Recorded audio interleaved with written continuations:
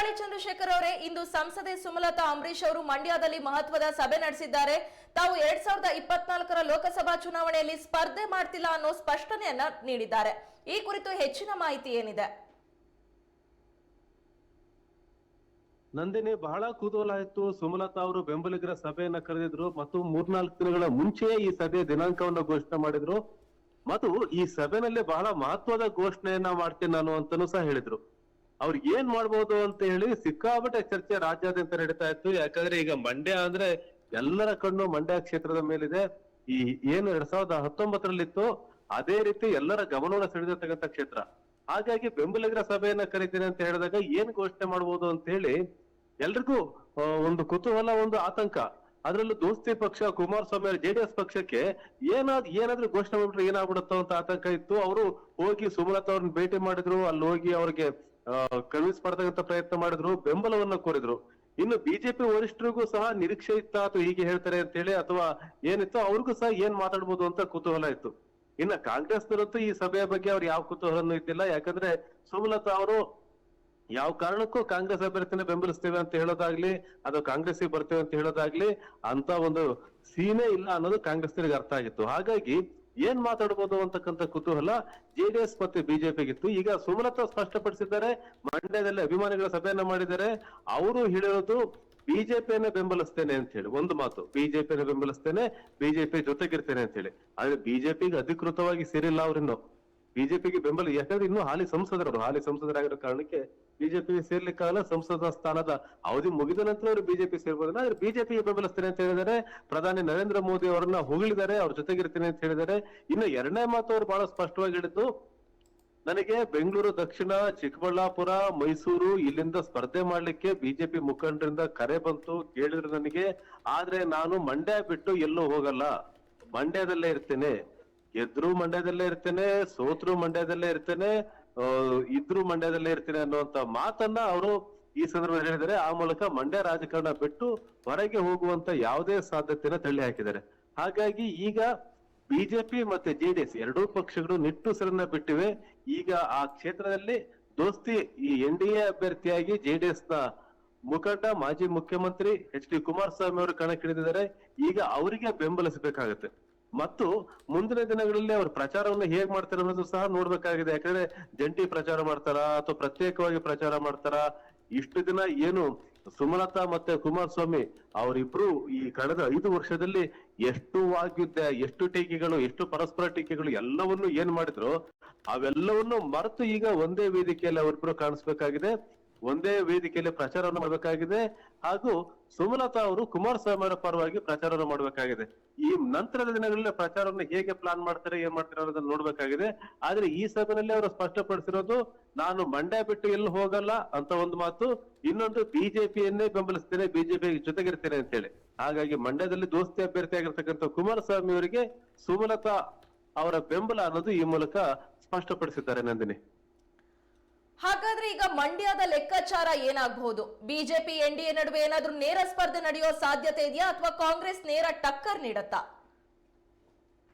BJP NDA ಈಗ BJP JDS ಎರಡು ಸೇರಿ NDA. ಹಾಗಾಗಿ NDA ಅಭ್ಯರ್ಥಿ ಕುಮಾರಸ್ವಾಮಿ, ಇಲ್ಲಿ ಸುಮಲತಾ ಅಲ್ಲಿ ಸ್ಪರ್ಧೆ ಮಾಡೋದಿಲ್ಲ ಅಂತ ಅಂದ್ರೆ ಅಲ್ಲಿ ಸ್ಪಷ್ಟವಾಗಿ ಕಾಂಗ್ರೆಸ್ ಮತ್ತು ಜೆಡಿಎಸ್ ನಡುವಿನ ಸ್ಪರ್ಧಾ ಕಣವಾಗಿ ಇದಿರುತ್ತೆ. ಇವರಿಬ್ಬರ ನಡುವಿನ ನೇರ ಹಣಾಹಣಿಯ ಕಣವಾಗುತ್ತೆ. ಹಾಗಾಗಿ ಅಲ್ಲಿ ಈಗ ಈ ಎರಡೂ ಪಕ್ಷಗಳು ಏನು ಸಾಂಪ್ರದಾಯಿಕ ಎದುರಾಳಿಗಳು ಆ ಕ್ಷೇತ್ರದಲ್ಲಿ ಹಲವು ಬಾರಿ ಕಾಂಗ್ರೆಸ್ ಸಹ ಗೆದ್ದಿದೆ, ಹಲವು ಬಾರಿ ಜೆಡಿಎಸ್ ಸಹ ಗೆದ್ದಿದೆ. ಆ ಸಾಂಪ್ರದಾಯಿಕ ಎದುರಾಳಿಗಳ ನಡುವೆ ಈಗ ಅಲ್ಲಿ ಹಣಾಹಣಿ ನಡೆಯುತ್ತೆ, ಹಣಾಹಣಿ ಅಲ್ಲಿ ಏರ್ಪಡುತ್ತೆ. ಆದ್ರೆ ಈ ಹಿಂದೆ ಸುಮಲತಾ ಅವರು ಸ್ಪರ್ಧೆ ಮಾಡಿದಾಗ ಕಾಂಗ್ರೆಸ್ನ ಬಹಳಷ್ಟು ಕಾರ್ಯಕರ್ತರು, ಬಹಳಷ್ಟು ಮುಖಂಡರು ಸುಮಲತಾ ಅವ್ರ ಜೊತೆಗೆ ಸುಮಲತಾ ಅವ್ರನ್ನ ಬೆಂಬಲಿಸಿದ್ರು. ಆ ಸಂದರ್ಭದಲ್ಲಿ ಜೆಡಿಎಸ್ ನವರು ಸುಮಲತಾ ಅವರಿಗೆ ಬೆಂಬಲಿಸಿದ್ದಿಲ್ಲ. ಯಾಕಂದ್ರೆ ಜೆಡಿಎಸ್ ಅಭ್ಯರ್ಥಿ ನಿಖಿಲ್ ಕುಮಾರಸ್ವಾಮಿ ಇದ್ದು, ನಿಖಿಲ್ ಕುಮಾರಸ್ವಾಮಿ ಅವರ ಪರವಾಗಿನೇ ಪ್ರಚಾರ ಮಾಡ್ತಾ ಇದ್ರು. ಇನ್ನ ಅಲ್ಲಿ ಮಂಡ್ಯದಲ್ಲಿ ಬಿಜೆಪಿಗೆ ತುಂಬಾ ಸ್ಟ್ರಾಂಗ್ ಬೇಸ್ ಅಂತ ಯಾವತ್ತೂ ಇಲ್ಲ. ಇತಿಹಾಸ ನೋಡಿದ್ರೆ ಅದು ಮಂಡ್ಯ ಬಿಜೆಪಿಯ ಕ್ಷೇತ್ರ ಅಲ್ಲ, ಅದು ಯಾವತ್ತೂ ಅಲ್ಲ.